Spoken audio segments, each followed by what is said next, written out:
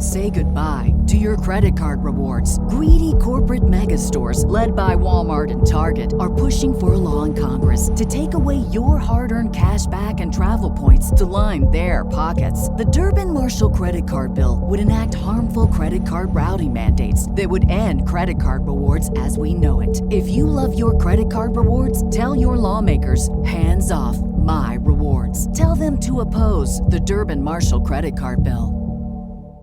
Hey guys, time to get in on the action for the biggest moments in basketball with Prize Picks, America's #1 fantasy sports app. Just select 2 or more players, pick more or less on their projections, place your entry, and win up to 100 times your money. Right now, Prize Picks will match your first deposit of up to $100. Just download the Prize Picks app and use the code GET100. That's code GET100 on Prize Picks for a first deposit match of up to $100. Prize Picks. Pick more. Pick less. It's that easy.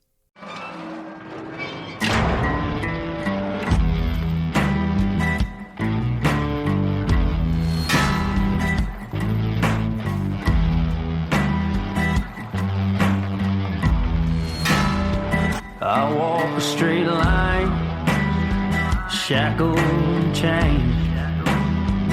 Oh, gruesome Gertie is calling my name.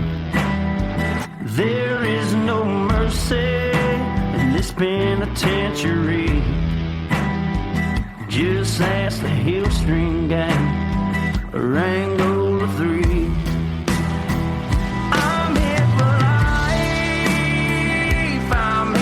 Die inside these walls, inside the wire.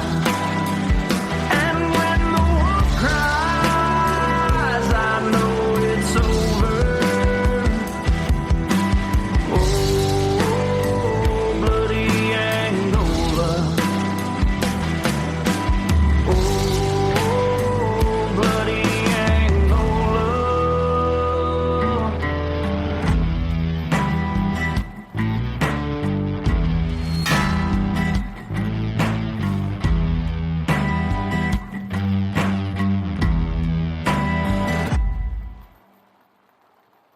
Hey everyone, and welcome back to Bloody Angola, a podcast 142 years in the making, the complete story of America's bloodiest prison. I'm Jim Chapman, and y'all, when this is being recorded, Woody is still out of town, so I'm going to be solo today, and I've got a great story to bring you, and this is on an escape.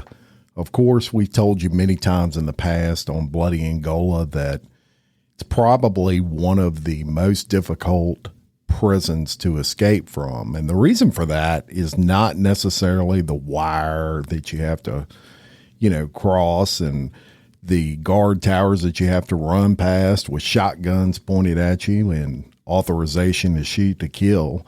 Primarily, it's because of the size, 18,000 acres in size, and that terrain is rugged.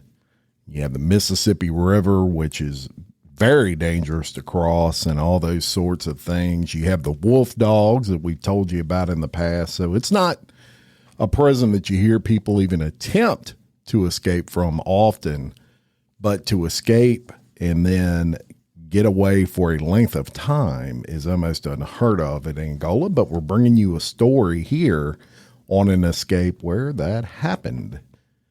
This individual's name was Joe Williams, and I'm going to jump right into it and tell you it was a hot June day in 1976 in Camp H, and we've told y'all many times that Angola is separated into camps, and this was Camp H, and a large group of prisoners, they were hiding out at the camp, and they were drinking what's known as shroom tea or mushroom tea. But they call it shroom tea around here, and it's basically a liquid that is produced by poisonous mushrooms. And I'm not speaking, trust me, I'm not speaking from experience here, but it will apparently make you hallucinate and do all kinds of crazy things, make you see the spirit horse. It was common for these prisoners in 1976 to partake in mushroom tea, and Joe Williams being amongst them. Now, after drinking the tea, Joe heads over to the chow line.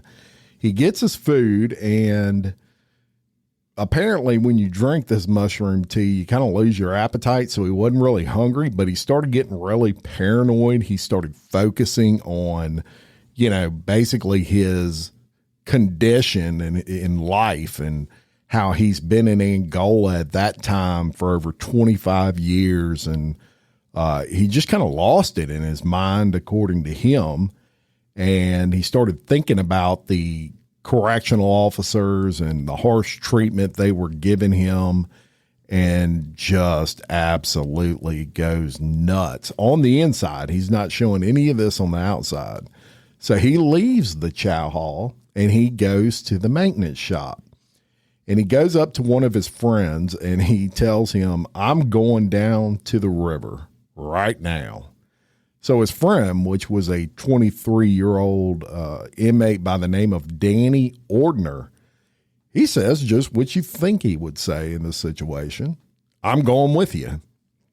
Now, Joe had been a trustee for over 17 years at this point. And we've told you about trustees. They get more of a run of the prison than anybody else. To be a trustee, your good behavior has to be off the charts, pretty much. And with that trustee status, they're not as scrutinized. They're not watched as much.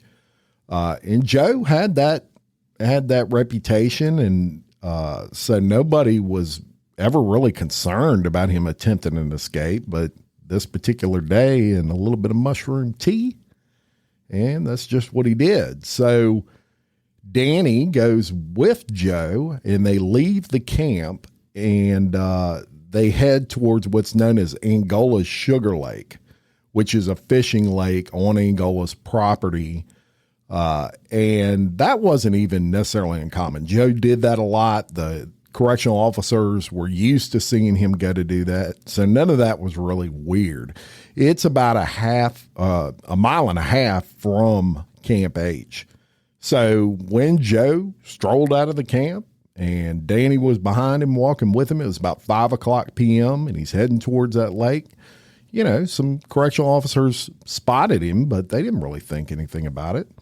The pair even passed some officers, and as they passed him, they said, "Hey, we're heading down to the river."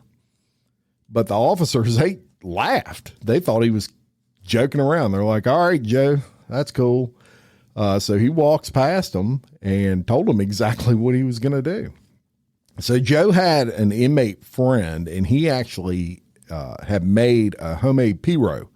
And if you're not from Louisiana or you don't know what a pirogue is, it's a wooden boat that is very, very popular in Cajun country.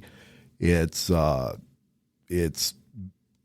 made completely out of wood, I guess would be the way to describe it. And they're small.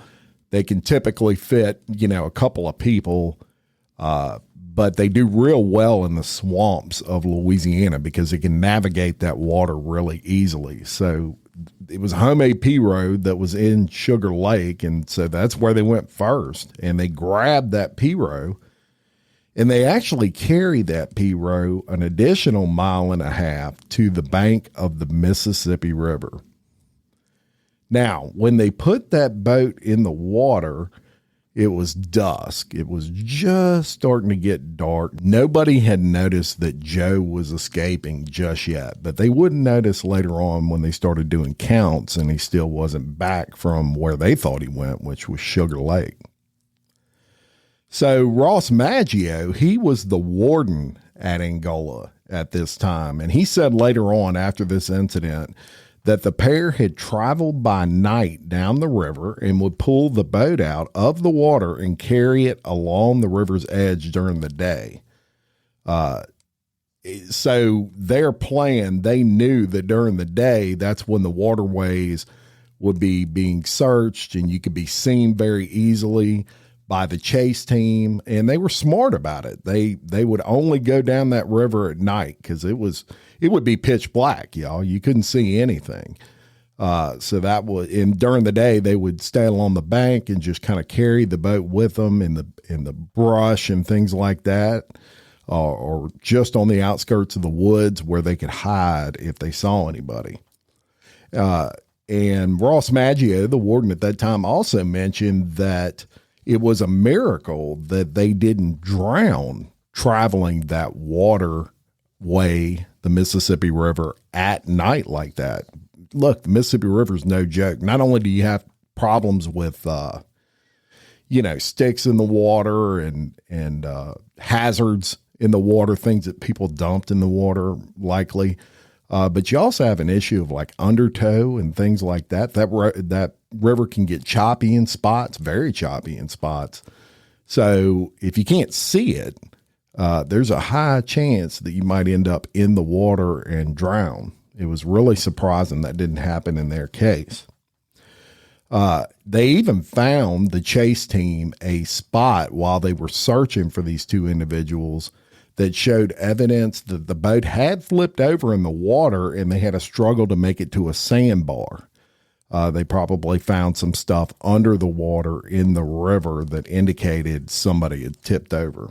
Now, Ross Maggio, the warden, said that Joe was not a typical escapee, that he knew how to survive in the outdoors, and the chase team knew they had their work cut out for them. Well, Maggio was correct. That chase actually lasted several days, 4 days to be exact, when most inmates that escape from Angola and they activate the chase team, they're caught just in a matter of hours. So one night during this chase, it was about 3:00 a.m., Maggio and the chase team had finally called it a day for all intents and purposes, even though it was in the middle of the night. And they were preparing to bed down on the levee. One of the chase team members, a guy by the name of Bobby Olivo, was staring out into the darkness of the Mississippi River, and they had a tugboat out there. And the tugboat flashed its beam just across the water, as those tugboats will do at night, to make sure there's no hazards in the way.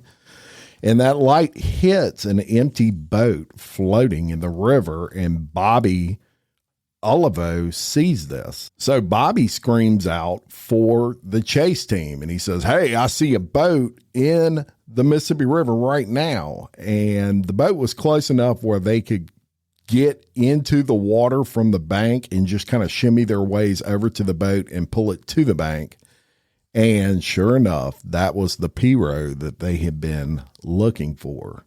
Now, by the next day, the chase had extended all the way to just a couple of miles outside the city limits of Baton Rouge. And Baton Rouge is roughly about 60 miles from Angola. So they had been tracking them almost 60 miles. That's crazy, y'all. So on the banks of the river, chase team member Major Bert Dixon was standing on the west bank of that river. And again, that's just a few miles outside of Baton Rouge by this point. And he spots both fugitives on the east bank of the river. And it looked like they were celebrating. They were like splashing in the water, high-fiving each other, all this stuff.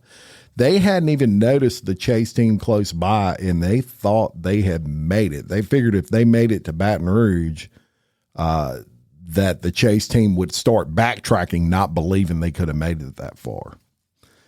So Major Dixon, he radios for a boat, and it comes up, and he and some other chase team members take off after the pair of convicts. Now, during this time, the warden, Maggio, was on site, and he radioed also for a boat, but it hadn't arrived yet. He was waiting for that boat.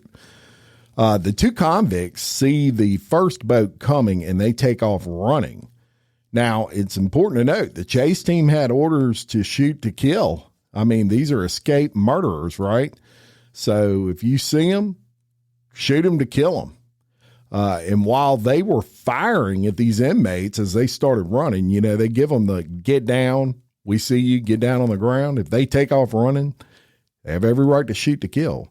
Both of those inmates run into the woods that surround the river, literally with bullets flying past their head. Now, Maggio, the warden, he's still on that bank, and he's getting frustrated. He wants to get into the chase, right?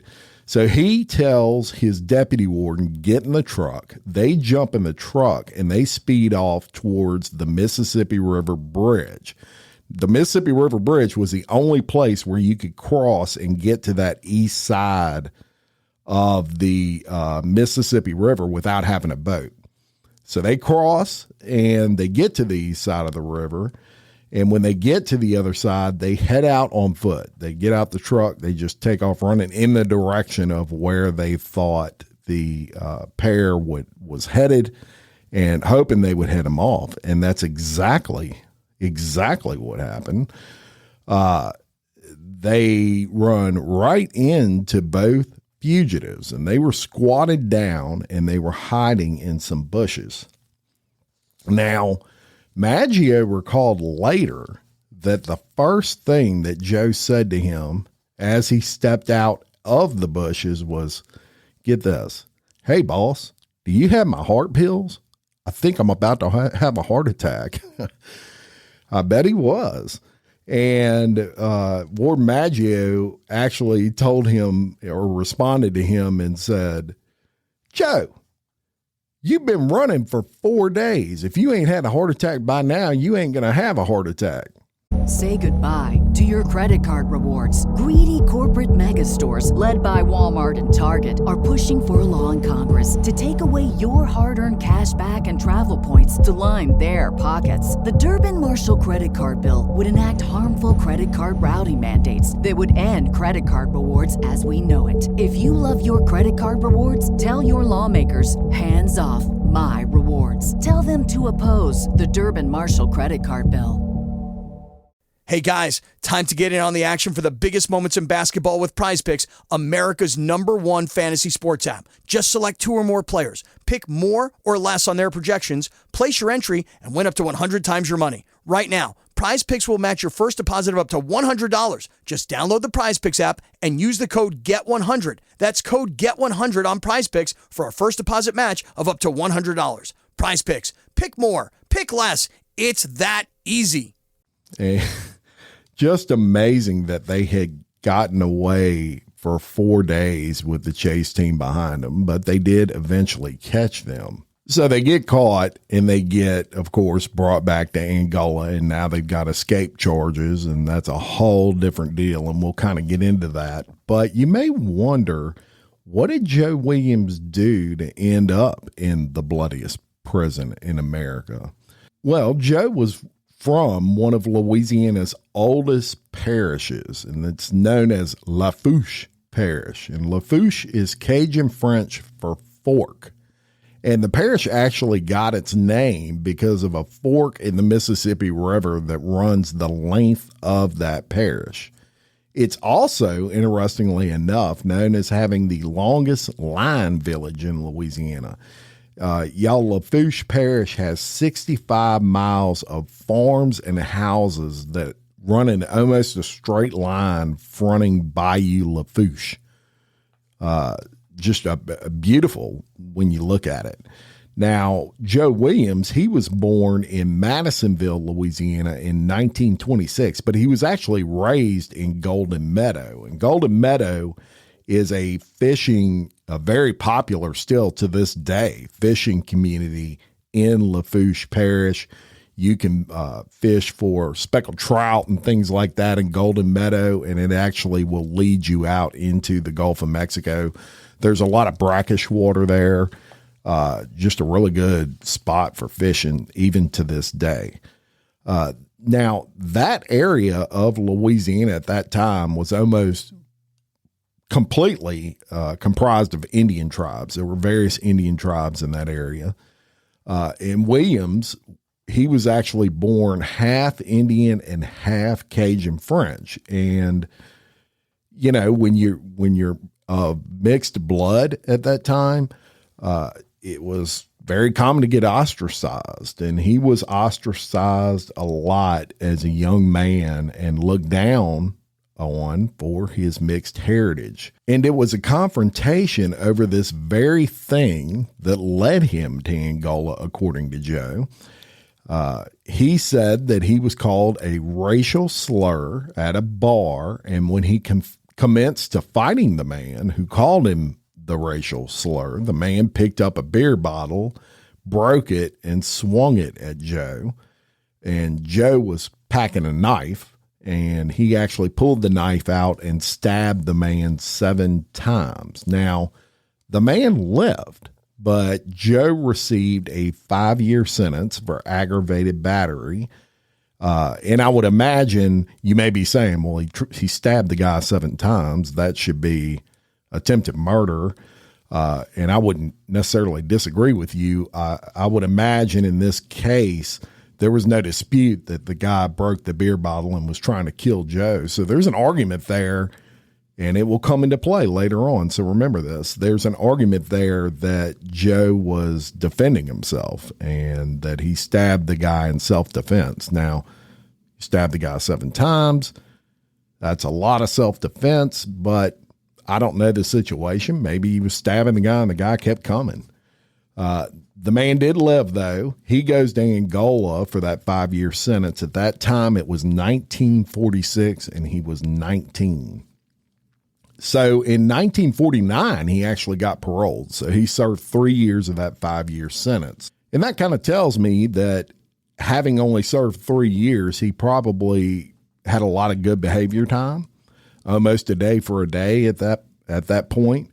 And so they released him early. So he must have been a model prisoner at Angola during that sentence. So he gets out, he goes back to Golden Meadow, and he meets a girl. And this girl was half Cajun and half Spanish. And so they had some things in common with being ostracized and things like that. And they fall in love, they get married. And in short order, they have 2 kids. I mean, it was like 9 months, she has a kid. 9 months later, she has another kid. And she actually gets pregnant for a 3rd kid before they were even married 3 years. So Joe's, in his mind, he has a lot of pressure on him. And he decides he's going to commit a burglary of a home. He becomes desperate for money. And during this middle of the night burglary, a woman wakes up, she catches him in the act. He claims he panicked and he ends up killing her. And sure enough, he's back to Angola. The issue this time is he got a life sentence, not only for the murder, but also the fact that he was on parole at the time he committed this murder. So he arrives at Angola for that second stint on May 7th of 1951. And this is just 3 months, y'all, after the Hillstring Gang fiasco in Angola. So if you haven't heard that episode, go way back to season 1. I think it's the 4th or 5th episode on season 1. Heck, it might even be earlier than that. But the situation where the inmates were protesting the just awful conditions in Angola during that time, and they cut their own Achilles tendons in protest and to bring awareness of that horrible treatment, that was just 3 months before he got there. So that tells you how crazy Angola was during that time. So he arrives at Angola, and it was pretty rough, as you would expect when he got there. It was definitely the bloody years. He got beaten often. He got in fights with everybody from, correctional officers to inmates, you name it. But he survived, and he actually worked out in the cane fields without complaint, and it looks tough, man. It's Louisiana. You're cutting cane, one of the hardest things you would ever have to do. Middle of the summertime, you're talking about 100-degree plus weather, and you're out in the sun all day. This is back in the time where they didn't care if you fell out in the field and died, right? So he doesn't complain at all. He's out there. He's just doing the work he's expected to do. And the Angola and the correctional officers there, they take note of this, and they kind of reward him in their mind for this. And a year later, he was made a convict guard. And we told you about convict guards in the past. They are essentially correctional officers, but they're convicts, and they have shotguns, and they sit on a bluff for example, and they're looking over the field as these guys are working, and they have just as much authority as the correctional officers to shoot to kill. The great thing about being a convict guard was you got out of work. Basically, you could sit on a 5-gallon bucket all day and just watch prisoners. These convict guards, they also worked the cell blocks. So they were the bosses without actually being the bosses, right? The problem with convict guards is they were also looked at, if you were a black convict guard, the other black prisoners would accuse you of being an Uncle Tom and a rat and all those sorts of things, and they would try to humiliate you for this if they could get away with it. And Joe, he kind of had some difficulty dealing with this. So 2 months later, he goes to the correctional officers and he said he wanted to quit the job. The problem with that was the guards in Angola, they didn't have enough. So him quitting the job throws the correctional officers in a bind. It throws the administration in a bind. So he actually got punished for quitting that job. And his punishment for quitting was he was sent to the Red Hat cell block and was actually confined to solitary for 8 days. And after those 8 days, he got sent back into the fields. And he actually cut cane for another 4 years. And at that point, he was sent to the cotton fields. And he had said later on in life that he found that slightly easier than cutting cane. So he preferred the cotton fields over the cane fields. Now, all told, he spent 10 years working in the fields. Now, Joe became what you would consider a model prisoner at Angola. And eventually it was his escape attempt that kept him from receiving any type of clemency. He had filed for clemency several times and had gotten denied by the parole board because of that escape attempt. When you try to escape, whether you're drinking shroom tea or not, it's going to make it real difficult for you to ever get clemency or anything like that, or considerations for release. But that would all change in the mid-'80s. They started looking at his case and they found some issues with it. Not saying he didn't do it, but they found some issues in the way in which he was prosecuted. And they were really working through all that.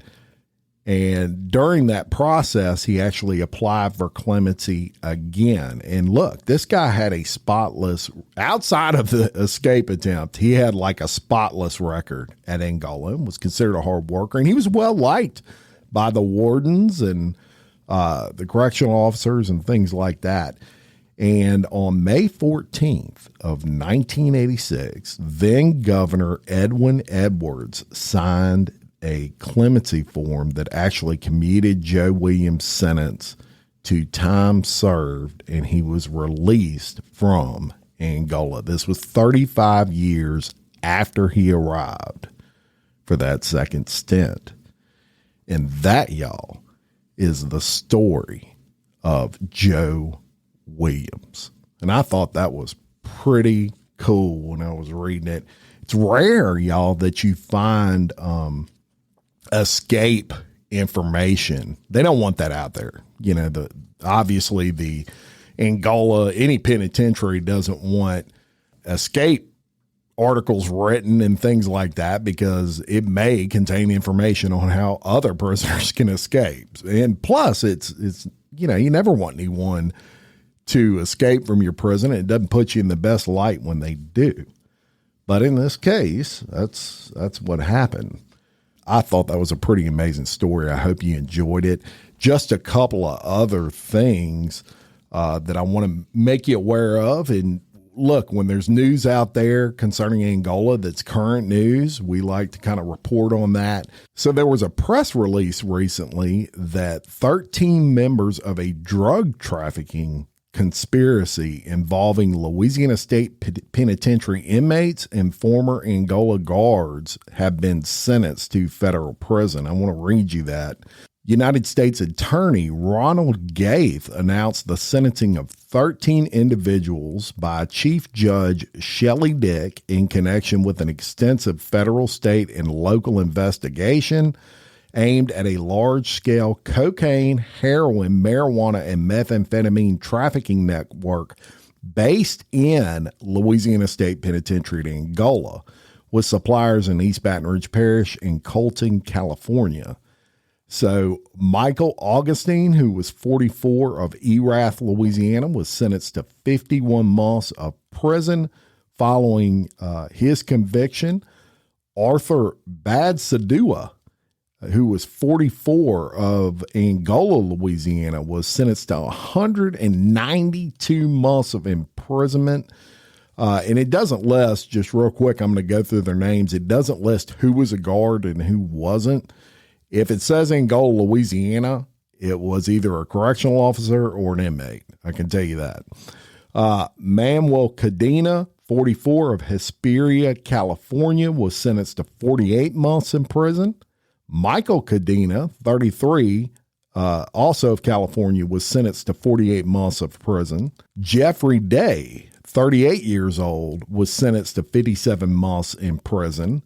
DeAnthony Ford, 37 of Angola, Louisiana, 151 months in prison. Joshua Gonzalez, 40 of Angola, was sentenced to 72 months. Jared Graham, 34 of Angola, was sentenced to 126 months. Xavier Johnson of Baton Rouge, he was 39, was sentenced to 80 months in prison. Dudley Melanson, 35 of Angola, was sentenced to 72 months of prison. Ishmael Ocha, 37 of California, 90 months in prison. Kevin Narcisse, 38 of Angola, 60 months in prison. Nelson Tippin, 44 of Angola, 48 months in prison. So those sentencing stipulations were just handed out by the judge, and those guys are all going to prison. So you wonder, and we get asked a lot, how these drugs get into prison. Well, there you go. They just busted a whole network of them, and I believe more to come on that. Support for this podcast and the following message come from Corient. Corient provides wealth management services centered around you. They focus on exceeding your expectations and simplifying your life. Corient has been helping high achievers just like you enjoy their lives more fully, preserve their wealth, and provide for the people, causes, and communities they care about. As one of the largest integrated fee-only registered investment advisors in the U.S., Corient has deeply experienced teams in 23 strategic locations. Corient has extensive knowledge spanning the full spectrum of planning, investing, lending, and money management disciplines. Leverage Corient's exclusive network of experts to craft custom solutions designed to help you reach your financial goals, no matter how complex they may be. Real wealth requires real solutions. For more information, connect with a wealth advisor today at Corient.com. That's Corient.com. Corient.com. What's the easiest choice you can make? Window instead of middle seat? Picking a vendor who sends a great gift basket? Outsourcing business tasks you hate? What about selling with Shopify? Whether you're selling a little or a lot, Shopify helps you do your thing, however you cha-ching. Shopify is the global commerce platform that helps you sell at every stage of your business. From the launch your online shop stage to the first real-life store stage, all the way to the did we just hit 1 million orders stage. Shopify's there to help you grow. Whether you're selling scented soap or offering outdoor outfits, Shopify helps you sell. Wherever and whatever you're selling, Shopify's got you covered. Sign up for a $1 per month trial period at shopify.com/try. Go to shopify.com/try now to grow your business, no matter what stage you're in. Shopify.com/try. And I found while I was digging for this, I actually came up with another interesting article. I'm just going to read you real quick. It's not long, but it talks about a Washington Parish jail and a smuggling scheme of contraband that I found interesting. And they issued arrest warrants in this situation. And this just occurred. And I'm going to read you the article. This is out of Franklin, Louisiana. A Louisiana convicted murderer, a fellow inmate, and 3 accomplices have been implicated in schemes to smuggle contraband, narcotics, and a cell phone into the Washington Parish Jail. The sheriff's office in Washington Parish has obtained arrest warrants for the 5 individuals after an intercepted package and monitored conversations revealed the smuggling conspiracy. Trayvon Washington was convicted March 1st of murdering 23-year-old Zyke Barker and was the intended recipient of one package that jail guards intercepted. The 22-year-old Hammond man received a mandatory lifetime prison sentence for that murder on April 8th, so just recently. And he has yet to be transferred to Louisiana State Penitentiary in Angola, and he's already getting in a shit pile of trouble. According to the sheriff's office, a woman identified as Mercedes Watkins brought a package into the jail intended for Washington earlier in the month. Guards, suspicious of its contents, found it contained 4 bags of Doritos, 3 of which concealed bags of marijuana, and it was 1.7 ounces total of marijuana. The package also contained 3 jars of peanut butter in which a flip-style cell phone, as well as some drug tablets, hydrocodone actually, and smoking tobacco have been hidden inside the peanut butter. Man, they will think of anything. The agency said a meticulous review of communications between Washington and Watkins uncovered multiple instances of discussions regarding the introduction of contraband into the jail. They said an arrest warrant has been issued for Watkins, and the introduction of contraband into a penal facility is the charge, as well as illegal distribution of a controlled substance.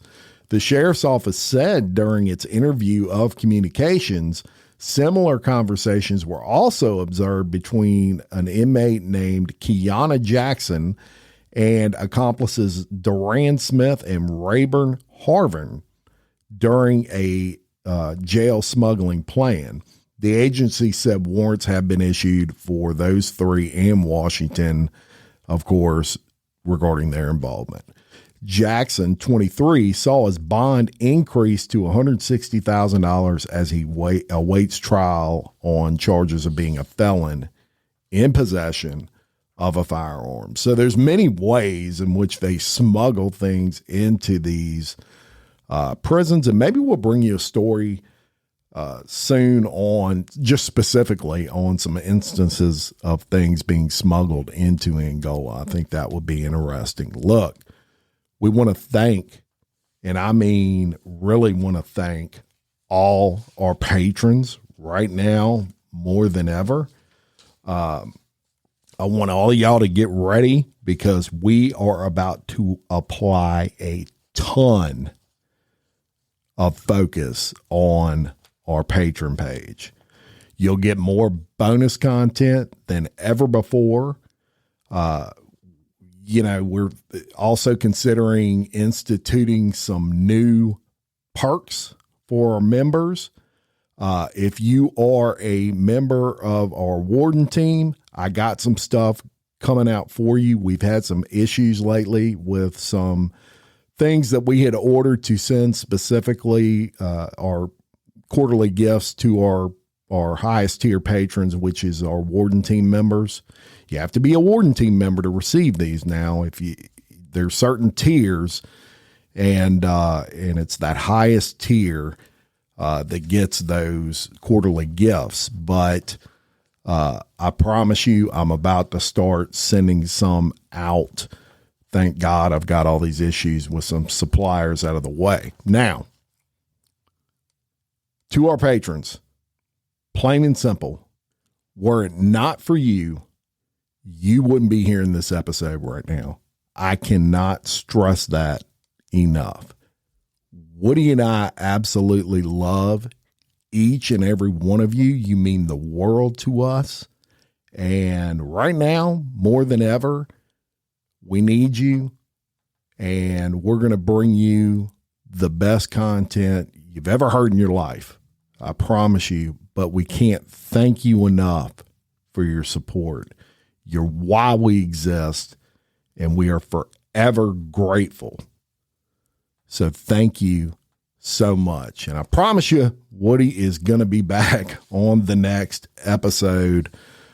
This was just recorded before he was back in town. So until next time, I'm Jim Chapman. For Woody Everton, we're your host of Bloody Angola, a podcast 142 years in the making, the complete story of America's bloodiest prison. Peace.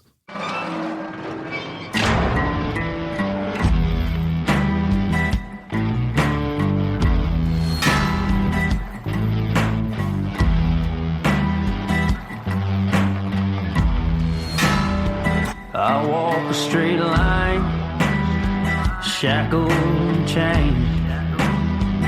Oh, gruesome Gertie is calling my name. There is no mercy in this penitentiary. Just ask the Hill String Gang, or Angola 3. I'm here for life, I'm here to die. Inside these walls, inside the wire. And when the wolf cries, I know it's over. Oh, bloody Angola. Oh, bloody Angola.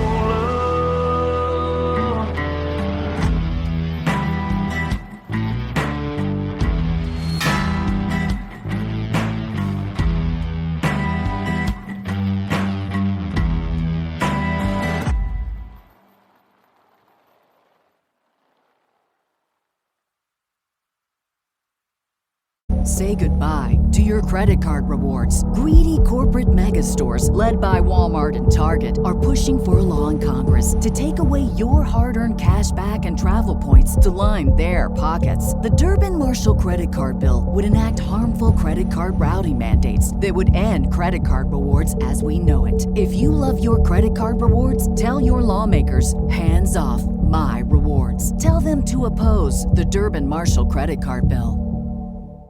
Hey guys, time to get in on the action for the biggest moments in basketball with PrizePicks, America's #1 fantasy sports app. Just select 2 or more players, pick more or less on their projections, place your entry, and win up to 100 times your money. Right now, PrizePicks will match your first deposit of up to $100. Just download the PrizePicks app and use the code GET100. That's code GET100 on PrizePicks for a first deposit match of up to $100. PrizePicks, pick more, pick less.